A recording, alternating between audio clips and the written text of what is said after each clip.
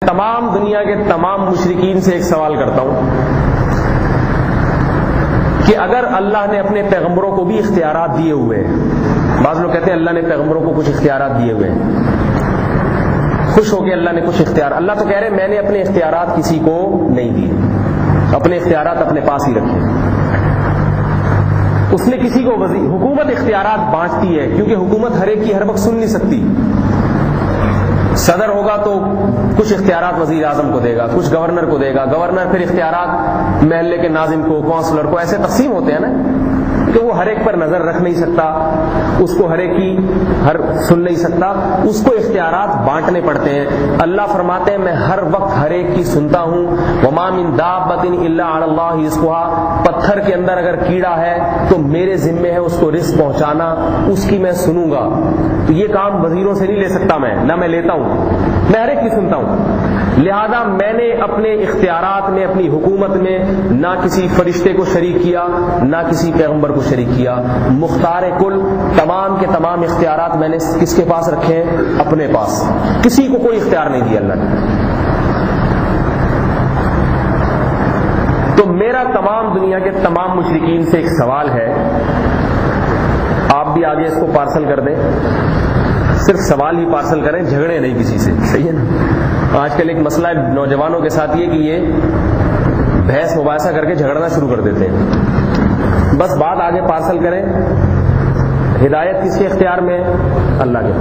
جو بھی کہے کہ اللہ تعالیٰ نے محمد صلی اللہ علیہ وسلم کو اختیارات دیے ہیں، کچھ اختیارات، تو اس سے کہیں کہ اپنے تمام کے تمام پادریوں سے وہ اختیارات لکھوا کے لے آئیں، کون کون سے دیے ہیں۔ نہیں ہے سمجھ بات؟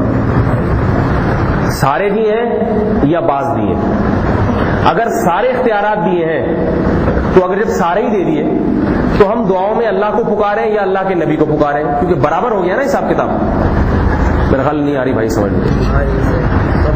بھائی اگر سارے دے دیے تو میں اگر سارا دن بیٹھ کے اللہ کے رسول سے دعائیں مانگتا رہتا ہوں، مجھے اولاد دے دیں، مجھے یہ کر دیں، مجھے یہ میری ایک اور شادی کرا دیں، یا کوئی بھی بات میں اللہ تعالیٰ سے مانگتا ہوں، اللہ کے نبی سے مانگتا ہوں، ساری زندگی اللہ کے سے نبی سے مانگتا ہوں، اور دلیل یہ دیتا ہوں کہ جب اللہ نے سارے اختیارات نبی کو دے دیے ہیں تو میں اگر ساری چیزیں نبی سے مانگوں گا تو کیا اس میں؟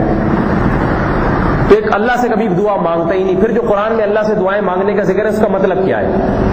اگر سارے اختیارات دیے، اور اگر سارے نہیں دیے، اکثر مشرکین یہ کہتے ہیں کہ سارے اختیار نہیں دیے، کچھ اختیارات دیے، تو وہ کچھ کون کون سے ہیں اس کی تفصیل ایک پیپر پہ بولو بھائی لکھ کے دے دیں، نمبر لگا کے، اولاد دینے کا، بارش برسانے کا، تو وہ قیامت آ جائے گی۔ مگر بیچارہ، صحیح ہے،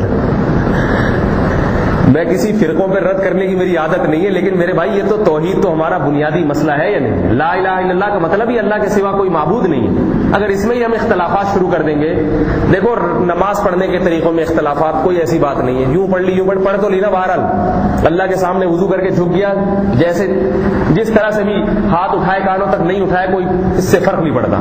کیا خیال ہے؟ یہ اختلافات چھوٹے موٹے چلتا ہے، اور بھی چھوٹے موٹے اختلافات مسلمانوں میں رہتے ہی ہیں، کوئی پرابلم کی بات۔ توحید میں ہی اگر اختلاف شروع کر دو میرے بھائی، تو توحید کا مطلب کلمے میں اختلاف، یہ اختلاف ہضم ہونے والا یہ